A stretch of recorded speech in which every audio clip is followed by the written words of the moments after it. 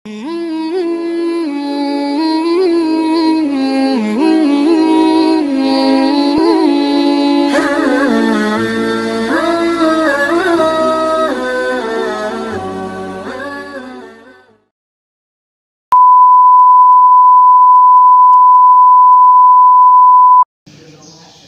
Bandung tun domba benernya aduh teh heula teh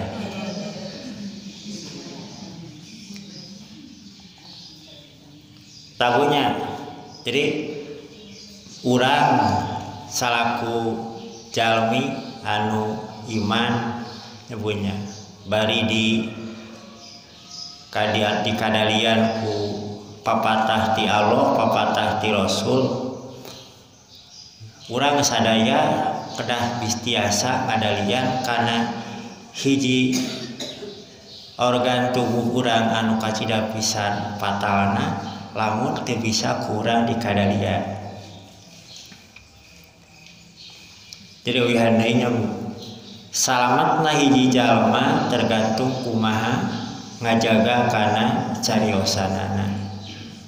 Maka dina ieu kasempatan urang kudu tiasa ngajaga kana apapun anu rek urang sadaya disamikeun.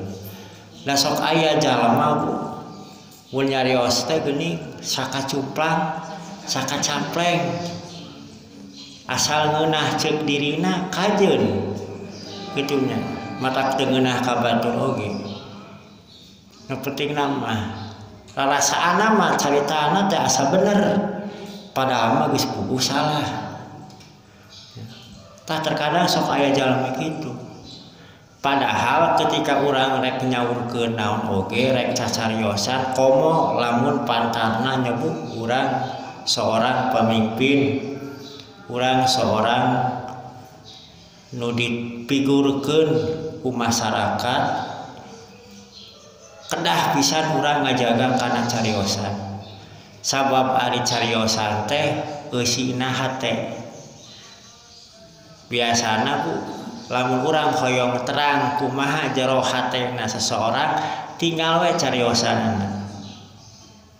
Mun dina nyariosna geus teu pararuguh biasana mah hatena ge moal jauh ti kitu. Hatena ge moal jauh ti kitu. Mata geuning pantasan saur Kangjeng Nabi mangkana yu'minu billahi wal yaumil akhir palayakul khairon aw liyasmut. Saha wae jalma anu iman ka Allah jeung iman kana poe akhir palayakul khairon pek nyarita kalawan caritaan anu halus. Aw liyasmut lamun mah urang teu tiasa nyarios nu sae mending kana jempet. Mending kena jadi pendengar setia we daripada urang nyarios tengah jalur, daripada urang carios matak piomongeun, daripada urang nyarios matak pipaseaeun. Sabab apapun anu dikedalkeun ku lisan urang, apapun anu dicarioskeun ku baham urang, ya, rek cariosan anu sae, rek cariosan anu awon eta sadayana ge bakal dicatat ku malaikat. Dina surat Qaf ayat nomor ke-18 Allah nyaurkeun kieu. Bismillahirrahmanirrahim. Ma yalfizu min qaulin illa ladaihi raqibun atid. Teu pati-pati hiji cariosan anu kaluar tina lisan ma yalfidu min qaulin. Teu pati-pati hiji cariosan anu kaluar tina lisan kajaba eta teh aya malaikat nu bakal nyatetkeunana. Aya malaikat raqib nu nyatetkeun amal sae, aya malaikat atid anu nyatetkeun amal awon. Ketika urang nyarios anu sae dicatat sae, ketika urang nyarios anu teu sae dicatat awon. Eta aya malaikat moal aya hiji cariosan nu kaluar tina lisan sekecil apapun rek nu sae rek nu awon sadayana ge aya catetanana engke di akhirat bakal ditemongkeun ka urang. Leuheung mun dina nyarios teh cariosan anu sarae di akhirat teh bakal bisa nulungan urang. Tapi ketika ternyata seueur nyarios anu teu saena, seueur nu matak nimbulkeun kariweuh, seueur nu matak nimbulkeun pipaseaeun, seueur nu matak nimbulkeun nganyerikeun hate batur, tah eta nu matak jadi madarat ke di akhirat. Makana jalma nu bisa ngadalian kana lisan, jalma nu tiasa ngajaga kana letahna termasuk diantawis jalma anu dirindukeun ku surgana Allah. Saur Kangjeng Rasul al jannatu mustaqatun ila arba'ati nafar. Surga itu merindukan kepada 4 golongan manusia. Saha diantarana wahafidil lisan, jalma anu bisa ngajaga kana lisanna. Jadi jalma nu tiasa ngajaga kana lisanna, ngajaga kana cariosanana termasuk diantawis jalma anu dirindukeun ku surgana Allah. Kafa isman gitu, cukup geus ngalupakeun hiji padamelan dosa lamun sok nyarioskeun naon nu ka kuping ku cepil urang. Asal jadi ceping carebing gitu punya, asal nguping cariosan batur we langsung dibejakeun deui ka sejen. Bari terkadang dirina ge teu apa naon jadi duduk permasalahanna.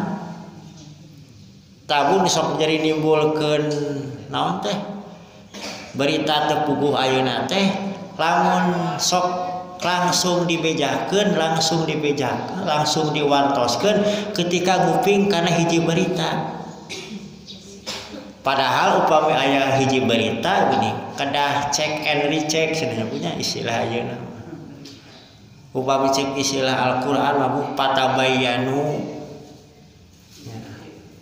Taliti heula, perjelas heula, tabayun heula nya atawa teu.